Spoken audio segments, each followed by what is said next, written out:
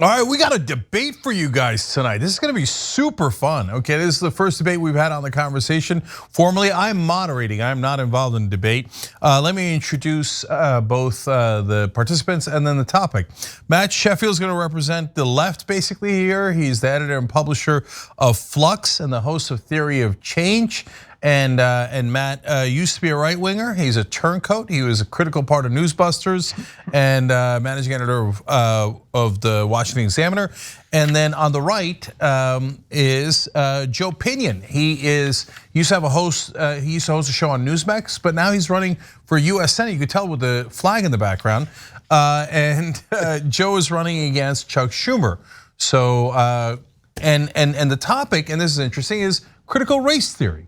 And since this is the first one we're doing, I'm going to real quick lay out the rules.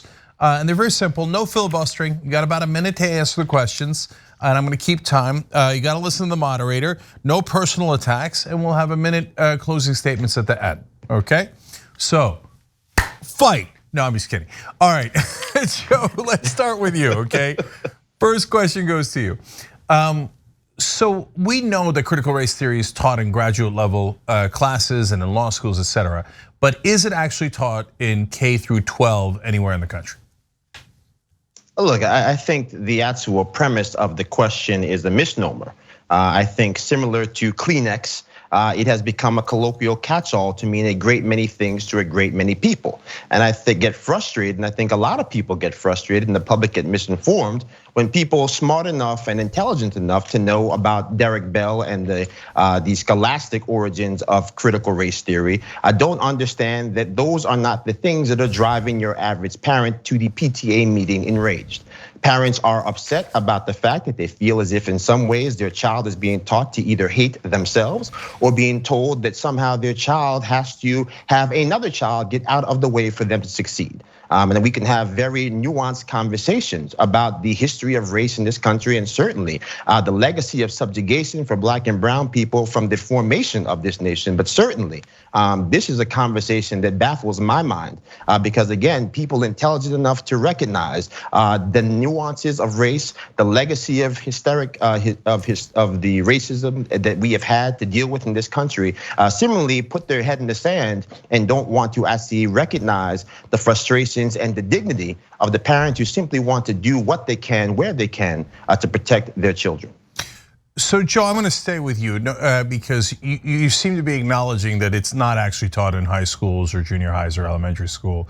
Well, I'll put it this way, right? I think it's this, we're having two parallel conversations simultaneously, which leads to a lot of confusion for a lot of people. I think if you're talking about the actual scholastic teachings of critical race theory as envisioned by people like Derek Bell, then certainly no, that is not being taught in schools. But when parents show up, they are talking about the fact, I mean, look, I've been traveling across New York State, I'm running for US Senate. People will talk about critical race theory and then pivot to their frustration that they're concerned that 4 and 5 and 6-year-olds are gonna be taught about masturbation. Certainly, irrespective of whether you think that is happening in a pervasive manner or not, that has absolutely nothing to do with critical race theory. But again, as I said in our opening here, it has become a catch-all for policies that have found their way into curriculum that parents are concerned about. Now we can have a conversation about if those concerns are founded, how pervasive that curriculum has become. But certainly again, if we're going to engage in this topic honestly, we have to recognize that there is a distinction between the scholastic aptitude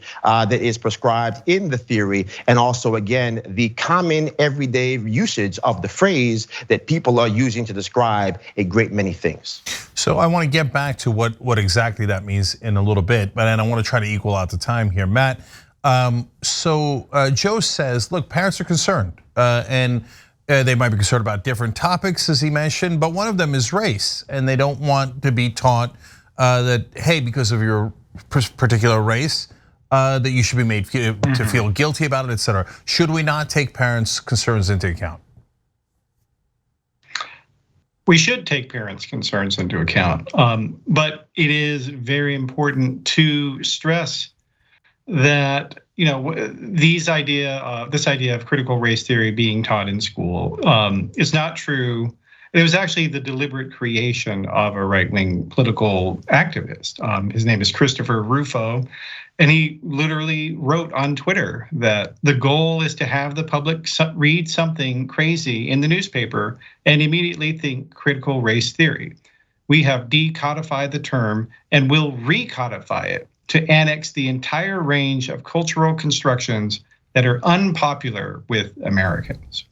So this is a political strategist, Republican political strategist, and he laid out exactly what they were trying to do. This is not a sincere concern about public policy.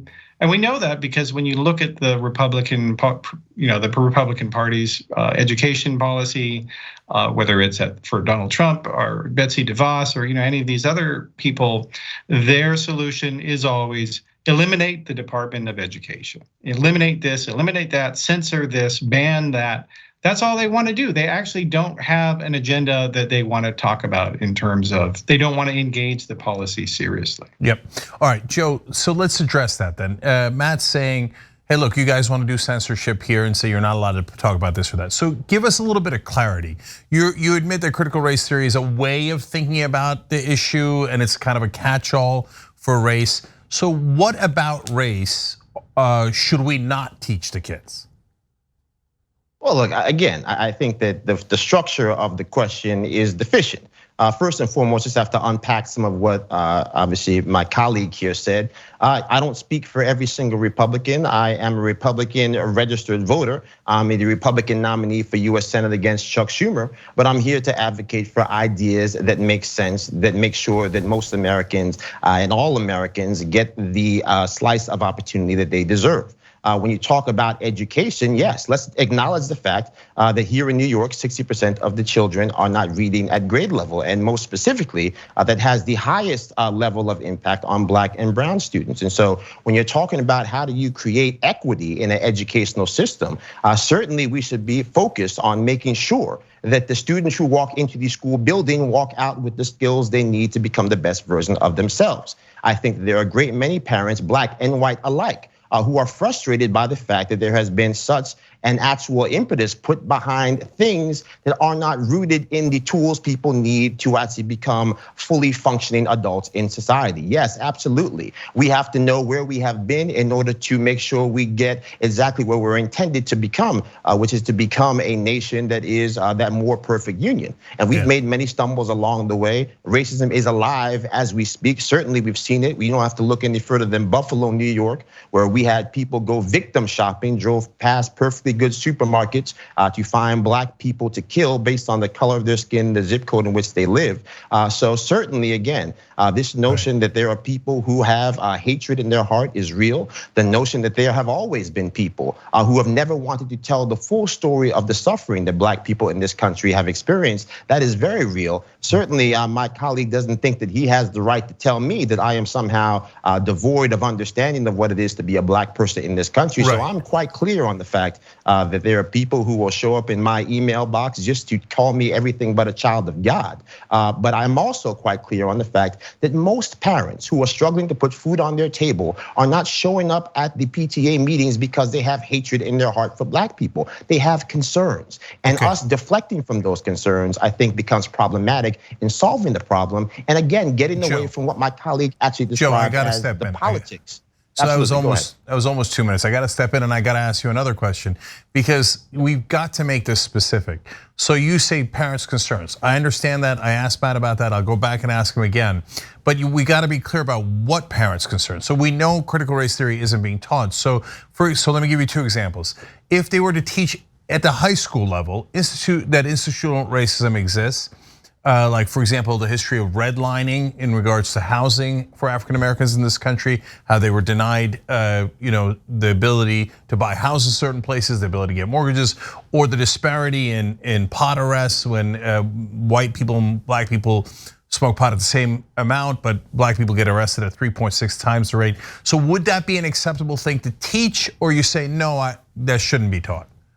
I don't think that anyone's complaining about that. And I think, again, it's disingenuous when we engage these conversations to use that as the basis for saying, oh, this is what people are pushing back against. That's really just not accurate. I think, again, we have to tell people the whole story of what happened in this country, from what happened to Native Americans, the subjugation of Black people, which is the foundation of the economic base for this nation to become the most powerful nation in this world. All of those things are real, and we have to be honest about all of these things. What is not comforting to a lot of people is the fact that, yes, the same people, smart enough, wise enough, intelligent enough to recognize that we have to have an honest reckoning with the redlining, with the fact that we built bridges at a certain height to prevent certain buses from getting to other parts of town, somehow turn a blind eye to the fact that things like school choice have been proven to be an actual vehicle to provide children of need with greater access to educational opportunities. So again, it is the selective outrage that turns a blind eye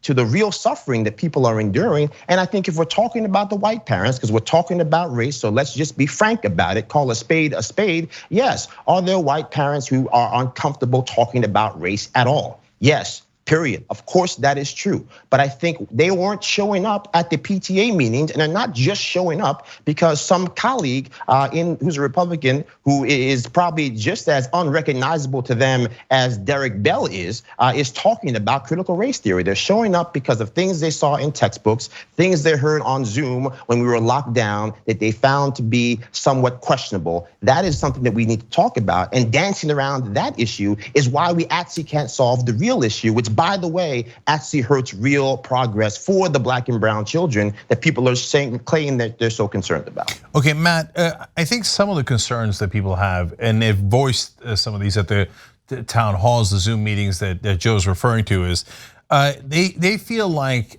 teaching about institutional racism in some ways is trying to convince white people that they're inherently racist and should feel guilty about their advantages. So is it fair for a parent to come out and say, look, I don't want my kids taught that they're the bad guys? Well, I mean, the reality is when you look at the curriculums that have been put out there, that like, so for instance, Florida, the Republican communications director for Governor Ron DeSantis, the Republican there, she's come out with numerous allegations about things she claims were taught in classrooms, and all of her stuff just turns out to be not true.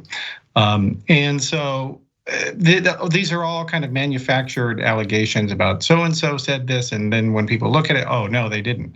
Like, I'll give you an example that, somewhat recently, there was this allegation that made by Republicans nationwide, and Fox News broadcasted probably hundreds of times, that they were claiming that there was a school that had put a litter box inside of a restroom of the school, and that it was supposedly because there were children who said they were furries.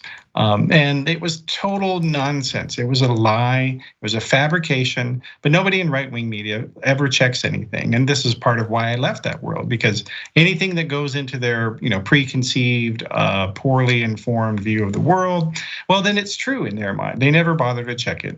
And of course, this story was not true. There was no litter box in any of these schools anywhere.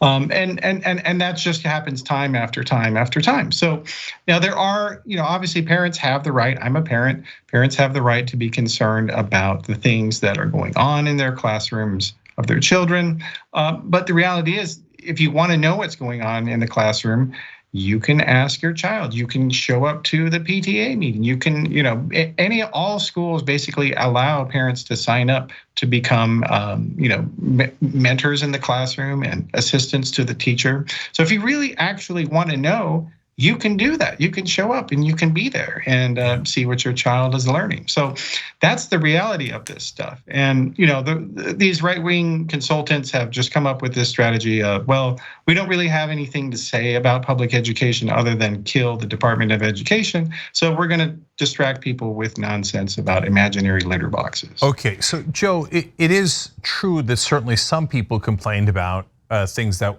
were not real, right? So the furry example is true. That's happened in a couple of instances. Sure. And people do think that, not everybody, but a lot of people do think it's actually critical race theory itself that's being taught, when that, as you acknowledge, that's not the case.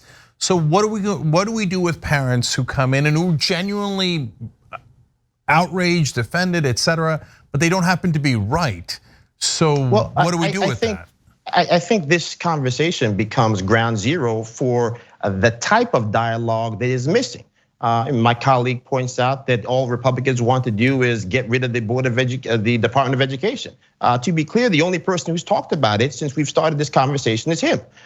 When we talk about the fact that there are parents who have concerns, it may not be rooted in truth. Again, respectfully, people on the right side of the aisle are not the only people who have lacked the tools they need to identify a primary source. The lack of information that we have for everyday Americans to be able to ascertain truth from fiction has been a plague that is not just a partisan reality, it is a human reality because of the fact that we have not kept up with the technological revolution that is occurring in this country and in this world. So again, yes, we have to be very specific about the fact that yes, you may be concerned, but not all of your concerns are rooted in truth. But I also think that this notion that we're just going to dismiss all concerns out of hand is a problem. You're saying that somehow your parents are supposed to show up. They are showing up. And yet when they show up, they're called a terrorist. They're placed on a terrorist watch list. That's not a Republican talking point. These are things that have happened. So again, to dismiss out of hand that everything that is a concern is just some Republican talking points, as if the people on the left side of the aisle don't have talking points as well, but I guess their talking points are righteous, ours are evil. Again, that's not constructive dialogue. Constructive dialogue for me is us sitting down and saying, what is truthful, what is not truthful, and in the case of critical race theory, whatever again, it's a catch-all, but if you just want to talk about what the parents went to the school about, yeah, there are people more concerned about the fact that they think 1 + 1 equals 3, and that's fine, but somehow we're more concerned about the sentence that was used to get the math problem than they are about the fact that the answer to the math problem was wrong. I see, so part of your point is priorities. Okay, I understand that. So Matt, I'm gonna go to you. So 1619 Project puts slavery at the center of America's founding. And that description, I think, is relatively fair about the 1619 Project that was published in the New York Times. Can you see how some parents in the country might object to that and say, yes, slavery was a very important part of our country, but I don't want it taught that it was the center of American history and the America's founding? Well, I would say that a number of historians on the center to left side of the aisle have actually criticized the 1619 Project as not being accurate from their standpoint. So like there's this guy named Sean Willens. He's written extensively critically against that series. I mean, but the reality is that whatever you think about that series, you need to come up with something better than that if you don't like it, because the reality is, kids need to be taught about the true history of what happened in this country, and I think there is a debatable point as to the centrality of slavery in the United States, the history of the United States. But at the same time, it was certainly there, very, very early on before a lot of people paid attention to it in the classroom. And so these are things that are worth discussing and are worth talking about. But when you look at what the Republican sort of counter to it was, in the final days of the Trump administration, they came out with their own report, which they called the 1776 Commission. And that commission actually didn't have, if I remember right, didn't have even one professional historian, or it had like 1 or 2 out of like 16 or 20 people. And the document they produced was just nonsense. It was filled with Christian supremacism. It was filled with, partisan recitations of talking points. Like it was not a work of history. It was a work of polemicism, and again, you don't have to take the 1619 Project as gospel, but the reality is, in Florida, they literally banned it. They banned it from being taught in schools, and that is the ultimate in cancel culture, in censorship. Like the Republican Party across the board is the one that's trying to literally burn books. There's Republicans in Virginia that have talked about how we need to take these books and burn them. And there have been school board members and Republican state legislators in a number of states that have said that. Yeah. So this is a real censorship problem here. I understand. Joe, look, you mentioned 1 + 1 = 3, and we can't teach that. That's wrong, right? So, and you've acknowledged that some of the concerns of the parents are not factually based, but we should be, considerate of them, and that's why this is an interesting issue. So, what if they're concerned about teaching evolution, but evolution is a fact and it is critical? I mean, you almost can't teach biology without evolution. So, what if they say, a majority of the parents say, "I don't want you to teach actual science because I don't like evolution"? What do we do then? Well, I mean, I think really we're engaging in this hypothetical arguments where we're arguing about things that are not really happening in a widespread critical manner. race theory too. I could make the argument. Actually, it's real with evolution. I didn't interrupt you. So what I will say this is that at the end of the day, again, as I've said from the beginning, if you want to harp on the fact that critical race theory is not being taught in the schools as defined by the people who wrote the curriculum that is taught in a college level classroom, then yes, congratulations, you are actually correct. But then there's no reason for us to have this conversation because we could have solved that problem in the first 5 minutes of this conversation. The question, for me at least, for the purposes of having a public dialogue, is to say, what is it that people are trying to communicate when they say the words critical race theory? Why is it that we can somehow understand that everyone is not possessed with the robust vocabulary that allows them to accurately articulate exactly what it is that they're concerned about, and yet somehow those same people have all the wherewithal to understand all these other nuanced issues all the way down to the 1619 project. So I think, again, boiling it down to its finer parts, yes, there are plenty of people on both sides of the political persuasion who are unmoved and unmotivated by facts that deviate from their social view. And I think that we as a responsibility, teaching young people, have a responsibility to make sure that the information they go home with is accurate.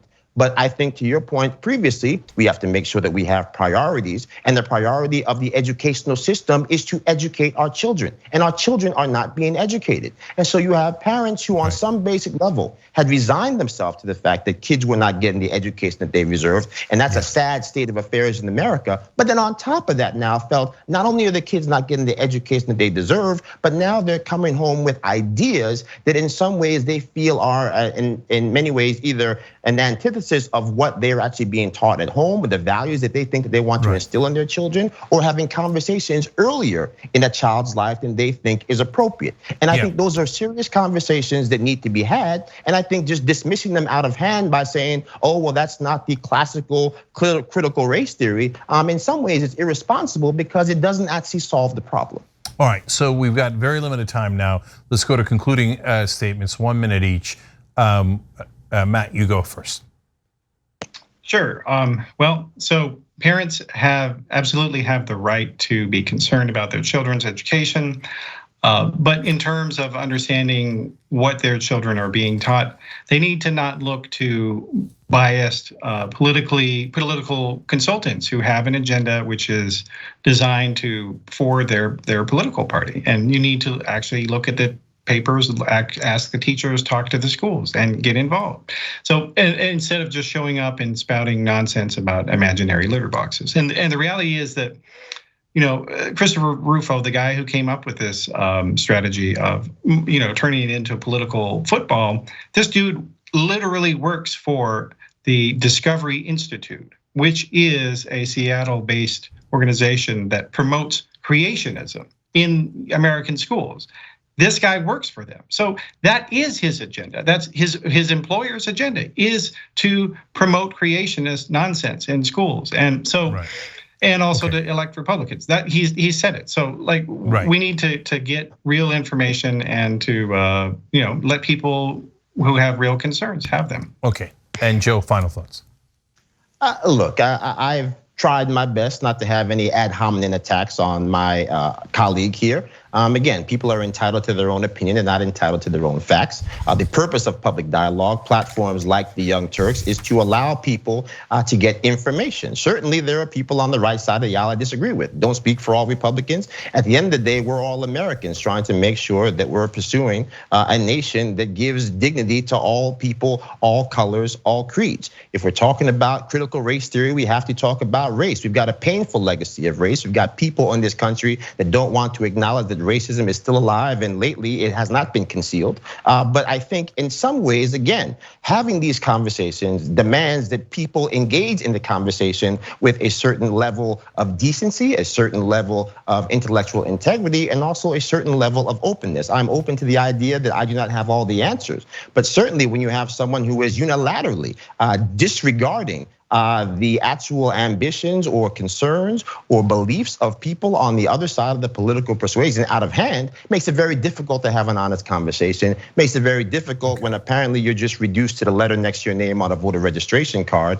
as if somehow a lifetime of experiences living in this country, in our racial driven existence that is now thinly hidden beneath the surface, does not necessarily give me a unique perspective that one could benefit from. So that's what we, I think, unfortunately don't have enough of, but always good to join and engage with you, Cenk, and hopefully we can do this again some other time. All right, wonderful. Guys, we did it. That was the first debate. That was excellent. I appreciate it. You guys were both civil and on point. So Joe Pinion running for Senate in New York against Chuck Schumer, Matt Sheffield, editor and publisher of Flux. Thank you so much for joining us, guys. We appreciate it. Have a good one. Cenk. Thanks for watching the Young Turks. Really appreciate it. Another way to show support is through YouTube memberships. You'll get to interact with us more. There's live chat emojis, badges. You've got emojis of me, Anna, John, JR. So those are super fun. But you also get playback of our exclusive member-only shows and specials right after they air. So all of that, all you gotta do is click that join button right underneath the video. Thank you.